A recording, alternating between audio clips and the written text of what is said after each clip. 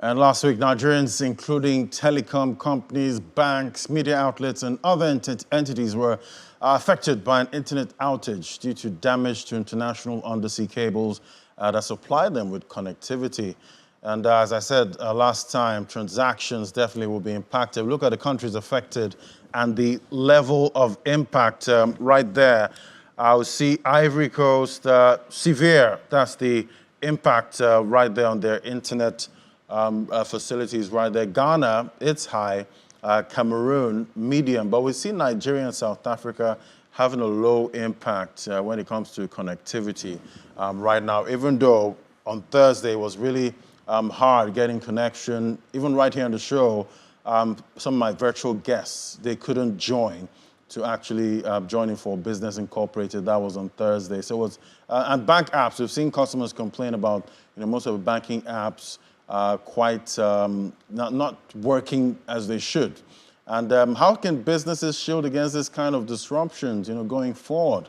Let's talk to Oluwole Abegunde, telecoms and IT specialist at market intelligence company. That's IDC, International Data Corporation. Great to have you on the show. I'm sure you also felt the impact on Thursday. Absolutely. And right now, I'm still hearing some, complaints at this time. It was quite a mess, on Thursday. We could see people on social media, blaming some internet service providers. And at the end of the day, it wasn't really their fault, at this time. But what's the situation right now? Thank you for having me on the show. Yeah. So it's a big problem on the continent right now because 4 of the key cables that help take traffic off the continent to Europe and America had problems at Ivory Coast and Senegal area.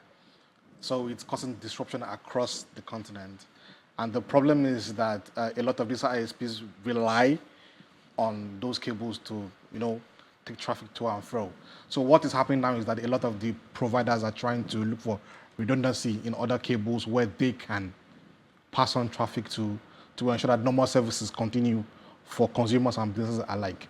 So for the bank customers, for the telecom customers, what they are trying to do, the service providers now are trying to look for where to put the traffic to. It's like what happened Third Bridge when it was shut down. You had to look for alternative routes through Ikorodu Road to go to VI. It's the same thing happening right now. And it will happen until the pipelines are fixed. And now, talking about those cables, being fixed at this time, last information I got take about a couple of weeks. About 5 weeks? About 5 weeks. That's a long time. And this is a time, where we see most countries in Africa actually going to the polls. This will definitely have a huge impact on democracy, at the end of the day. So, paint a picture for me. We know these companies have to fix this issue, but there's definitely a cost. Absolutely. And it looks like it's going to be really expensive. How are you seeing it? Okay, so there are a couple of things that are going to fixing these cables because they're on the sea. And the damage I'm hearing happens around 3 kilometers away from the shoreline, so it's quite deep into the sea. So you need special vessels that can go there and come at a cost, as you have said, to go there to identify the problems, fix the problem, test if it has been corrected before normal service can resume. So it will take a while. But like I said, most of the providers, I'm sure right now, are looking for redundancy across the continent where they can push traffic to so that you and I, businesses, bankers, can have service restored. It won't be like it was before because what you're essentially doing is moving traffic from somewhere else to somewhere else, and it will take time. There's latency involved in that transaction. So until 5 weeks, 6 weeks time when all service returns to normal, I don't expect everything to go back to normal until then. When last did this kind of thing happen? Where we had an undersea cable cut, and how long did it take, if it happened, how long did it take to fix? It takes about the same period. Normally, there are about 500 cables across the world, undersea cables. And on an annual basis, we have about 100 cuts per year. So which means for a 52 weeks calendar, about 2 cuts per week. In fact, 24th February in Egypt, there were 3 cuts there. So it's a normal occurrence in the industry. The key thing is service providers having redundancy to be able to pass on traffic to. If it was just one cable that had problems in the region, we won't have this much negative effect on the economy, on consumers, on businesses. But now in West Africa, there are 4. And that's why the problem is. So for countries like Togo, Liberia, that have just one cable that passes traffic into their country, that's why you see on the slide, they are severely impacted. Nigeria has about 6 cables that go into the country, 4 are down, so we can have 2 to go on redundancy. So those are the challenges that we have across different countries in the continent. Right, and you and I were speaking earlier about, I asked you a question, might sound silly, to some people. I was asking you if Nigeria, imports does Africa as a continent, if we import the internet, how much reliance or how independent are we, when it comes to, internet at this time? Paint that picture, for me. How are we doing really? Because when you see cuts like these actually happen, it goes really deep. We're talking about is impacting politics, at this time. It's impacting the banks. So trade is going to be severely, commerce, entertainment, commerce and everything at this time. So talk to me about how much Africa, how independent Africa is, at this time when it comes to internet infrastructure. Currently, we are like a consumer of the internet. The internet is, for lack of better words, connection of public computers together to share information between themselves. So there are a couple of stakeholders that stack up in that ecosystem that make the internet work. There are people that are in charge of the connectivity, the cable talking about, the ISPs, people that are in charge of the protocols for the website domains, IP. So Africa plays majorly in the regulatory area in our region, our NCC, for example, ITU at the global level, and the service providers that provide connectivity. Let me give you an example. We're in Channels TV right now. So I want to watch this stream on YouTube. How do I go about that? How do I use a mobile phone, smart TV, or a console, a smartwatch? Which of that do we produce in Africa? None. If I get the smartphone, I need a browser, right? Maybe use your Safari, your Google Chrome, your Microsoft Edge. Which of that is being in Africa? None. Where are they hosted? Probably not in Africa. So the only place where we play is in the connectivity and in the content. And right now we have a problem with the connectivity because the cables have been cut. So somebody who lives in America or in the UK has a higher chance of even seeing the content that you and I create than we will live here because we don't play at the top level of the ecosystem. So what we can do is to develop talent, create capacity such that we can play at that level, such that nobody's really independent because it's interconnected. But the problem is that we are not playing at the highest level in terms of... So it boils down to level of independence. Yes, and control. And control. Yes. So at this point, what can we do to gain some level of independence, a higher level of independence when it comes to, internet infrastructure? Keep building capacity. That's what we can do at a national level, at a corporate level, at individual level. Because at the end of the day, skills matter a lot. The engineers who are controlling TCP/IP protocols are human beings. They get education from somewhere. Do we have that level of education here? The company dictating these protocols, where are they based? That kind of a thing. So we have to play at that level, not just consuming and taking content from across the world. All right, definitely you must have a backup plan, at the end of the day. Looking at it from a business, perspective, definitely businesses were impacted. Some couldn't get payments, when the issue was really high. That was on Thursday. Even till now, we're still seeing, the apps are not working as they should. So how can a business hedge against this kind of risk, in the future? And talking about the banks, the companies, how can they also hedge? And the internet service providers? So the best they can do is work, because again, we're limited. The best they can do is work with service providers that have redundancies across multiple cables, across multiple geographies. For example, you have a provider who has just one cable, it might not be the best to work with. You look for a provider that has cable that routes through maybe West Africa to Europe, East Africa to Europe, South Africa to Europe. So if there's a challenge, one of the links, they can reroute. Another solution might be to go through satellite. But satellites might not be the best again because of the volume of, we're talking about bank transactions now. a lot happens just on one bank. So imagine the volume of all of the banks.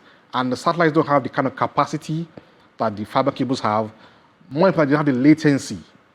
The fiber cables are almost 8 times faster than the satellite providers that we have. So those are the things that you have to consider. But worst case scenario, you look for providers that have multiple redundancies, whether fiber cable or satellite. And that kind of information is easily accessible? Yeah, of course. When you're signing your SLAs with your provider, you have to, if it's a marketing strategy for them. Yes, we can, if there's a problem here, we can route you through here, here, and here. If there's a problem here, we can route you here, here, here. Right. So those things are things that the CIOs or the IT guys of the companies, the end user now, the banks, the telcos, the media houses need to find out before they sign these agreements with your ISPs for connectivity quality. Right. But these are quite interesting times. We're seeing the chip technology battle between the US, and China at this time.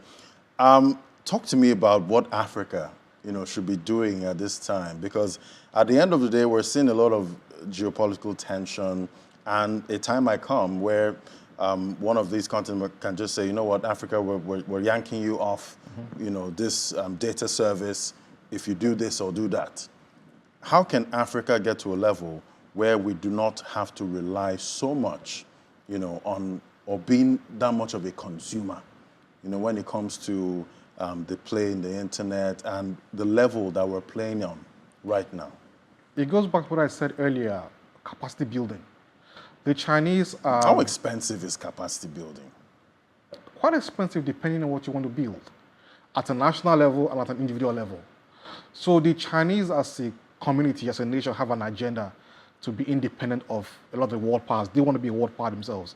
So they are aggressively investing in education from the top to the bottom. We have to have the same plan. No nation can grow without education. IT is becoming, we're in the 4th industrial revolution right now, and IT is becoming a key weapon for global supremacy.